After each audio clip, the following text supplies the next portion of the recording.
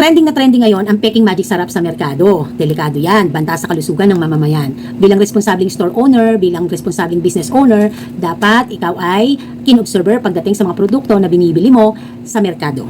At ibinebenta mo naman sa iyong area. So kaya naman pag-usapan natin ang tungkol dito. At konting story time na rin. So makinig mabuti ha. Sa totoo lang po, ang issue ng mga peking magic sarap ay napakatagal na. Panahon pa ng Hapon. Way back 2007 po, to around 2006-2007, nasa palengke ang nanay ko. Nagtitinda po siya sa bangketa ng mga itlog. At ang isa sa mga produkto na kanyang in-adds on sa kanyang maliit na tindahan sa bangketa ay ang mga condiments at kasama na diyan ang magic sarap. So ang kagandahan sa Lola Park nyo, nakaka-access siya ng original na magic sarap kasi may mga ahente po doon na nag-aalok sa mga gulayan, sa mga nag-iitlog, sa mga nagtitinda ng condiments sa bangketa, may nag-aalok na ahente. Kaya naman ang Lola Park nyo ay kahit may mga malalapit na maliliit na wholesalers at malalaking wholesalers na din na groceryhan doon sa bangketa na pinagtitindahan niya sa bayan ng Santa Maria, doon siya bumibili sa ahente. Noong mga panahon din na yon ay nag-conduct ang Nestle Philippines na malaman kung may mga nagbebenta ng peking magic sarap. At syempre, isa ang Lola Park nyo sa nakapasa na nagtitinda siya ng original nito. Kasi ang totoo, yung mga maliliit na mga wholesaler doon, may mga nahulihan ng peking magic sarap. Oh, wait lang ha, i-clarify ko lang. Don't get me wrong, baka sabihin nyo, sinisiraan ko yung mga maliliit na wholesalers na mga nasa bayan, mga nasa palengke. Eh, yun po'y ayon lamang sa aking karanasan. So, kung isa kang wholesaler na nasa palengke at nakikinig ka sa video ko, kung hindi ka naman nagbebenta ng peking magic sarap, eh, hindi ka guilty, di ba? So, ito ay ayon lang sa karanasan. So, actually, nahandoon ako ng time na yon nang nagkaroon nagkaroon ng checking.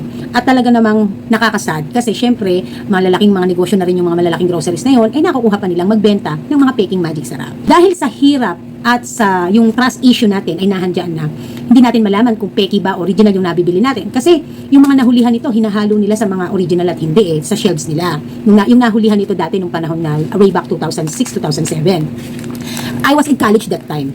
So, ang hirap talaga. At sa totoo lang po, hindi lang po magic sarap ang lumalabas na peke. Meron din pong Nor Sinigang, pati po mga Nor Sinigang may lumalabas na peke at mga Ajinomoto. Kaya po talagang sa totoo lang, mas ina-advise ko na bumili kayo sa mga legit na supermarket, legit na tindahan. Kasi siguro ang mga taga Wiluben, dahil ang Mami Park po ay sa ahente tayo umo-order ng mga magic sarap ng mga Nestle products. Nung ako po ay nag-start magtindahan 2016, lamang po ako uma-access sa supermarket.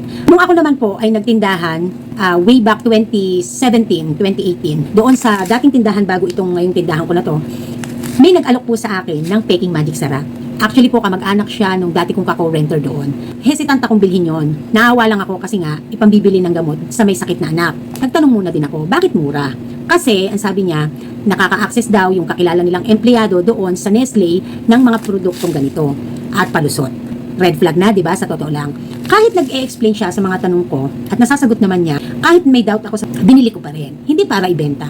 Binili ko yon para meron akong pagkakataon na ikumpara yung aking stocks na magic sarap sa nabili ko sa kanyang magic sarap. Unang-una kasing red flag, napakamura. Diba? Pangalawa, palusot daw. Ibig sabihin, galing sa nakaw. Diba? So, hindi naman natin po pwedeng i-judge na hindi talaga nagtatrabaho yung sinasabi niyang tao na naka-access, nakapaglabas ng magic sarap products. Hindi naman natin masasabing nagtatrabaho talaga o hindi. So, kaya, to give benefit of the doubt, binili na lang natin kasi ang purpose natin para makatulong at para malaman natin kung peki talaga yung inaalok sa atin. So, kaya binili ng inahan nyo. Nung mabili ko yon, ipinagkumpara ko nga sa aking stock na magic sarap at nalaman ko talaga ang peki. Kasi unang-una, kinakalansing ko muna kung hindi masyadong maingay, kasi po ang original maingay kasi buo. Ang peki po ay medyo mugmog, medyo durog. So, wala tayong maipapakitang peki ngayon kasi hindi naman tayo nga nakaka-access ng peki dahil may ahente po dito tayo. Para nga makatulong lang tayo at para ma-compare ko. Actually po, binlog ko po yan, hindi ko lang maalala, alam ko naka-live ako, hindi ko lang po maalala kung sa Team Park page ko or talagang dito sa account ko na to. Kasi napakatagal na po nun way back 2018 pa yon. Kaya hindi ko na maalala kung basta ang alam ko po talaga ay binlog ko po yun. Kaya nga ang daming may mga nag-react pa nga na ay ganun pala, may peki palang magic sarap, nakakatakot. Mga lumalabas sa mga posts, sa mga comments ng mga nagbibigay ng information paano malalaman kung alin ang peki at alin ang original na mga magic sarap, may mga nagsasabi na yung meron daw pong black na ganito, yan daw po ay peki. At ang original ay yung walang black sa ilalim. Sa totoo lang po, ang Nestle ay naglalabas po ng merong ganito na may black sa ilalim at wala.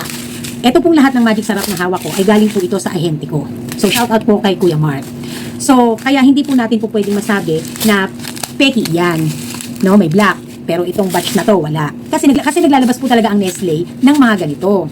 Okay, paano nga natin malalaman, Mami Par, kung peke nga ba? So, meron pong isang paraan. Dito po sa ingredients, no? Dito po sa ingredients, kumuha po kayo ng Magic Sarap kung meron kayo dyan sa inyo, no? Dito po sa ingredients, ang tanging lamang pong naka-highlight or naka-bold letters ay yung egg, no? May makikita po kayo diyang egg. At saka po yung allergen. The rest po sa ingredients na mga nakasulat ay hindi na siya naka-bold, no? Hindi na siya naka-highlight, hindi matingkad ang pagkakasulat ng mga font. Doon po sa peke ay lahat naka-highlight, matingkad, lahat naka-bold. So isa na po 'yon. Pangalawa po, pagdating po dito, meron pong hipon dapat. Lahat po 'yan may hipon. Kahit ano po 'yan, kahit meron pang black sa likod 'yan, may hipon 'yan. May hipon lagi. No? Kahit po sa tatluhan ay may hipon po. Okay? So, isa din ay yung tulad nga nasabi ko kanina, pakikinggan nyo, maingay. No? So, ito po, bakit naka-plastic? Meron po kami, ang kagandahan pag may ahente ka, meron kang BO. Kapag kami na-damage na produkto ng Nestle products, pwede mong i-BO, pwede mong usoli, marerefund. Nabutas po kasi, kaya pinlastic ko, dahil ito po ay iniipon ko lahat ng mga Nestle products para i-BO yung mga na-damage ko na mga Nestle products. Okay, yun po ang ibang mga paraan para ma-detect natin kung peke ang ating binibili. Magtataka kung bakit mura, alugin mo kung iyan ba ay maingay, tingnan mo ang ingredients, yung kanyang letters, yung kanyang font, na dapat ang naka-bold lang or naka-highlight lang or yung matingkad lang ay yung salitang egg at saka yung allergen dito sa baba. Okay? At dapat po ay laging may hipon ang kanyang design dito. So, it doesn't matter kung meron po yung black dito sa baba or wala. Kasi lahat po naman ito ay galing sa Nestle. Galing po ito lahat sa ahente natin, sa legit na ahente natin na si Active Sir Bulacan. So kaya makasisiguro tayong ito ay original. So sana may natutunan tayo in today's video, no? Bilang responsabling kasari at business owner na nagtitinda ng mga ganitong klaseng produkto, ay siguraduhin natin na nakaka-access tayo ng mga produktong legit at original kasi banta ito sa kalusugan ng ating mga customer. So syempre, no, konsensya din dapat ang paggaganahin, di ba? So para mabless ang ating negosyo at mas lalo tayong pagkatiwalaan ng ating mga customer. So, thank you. Bye!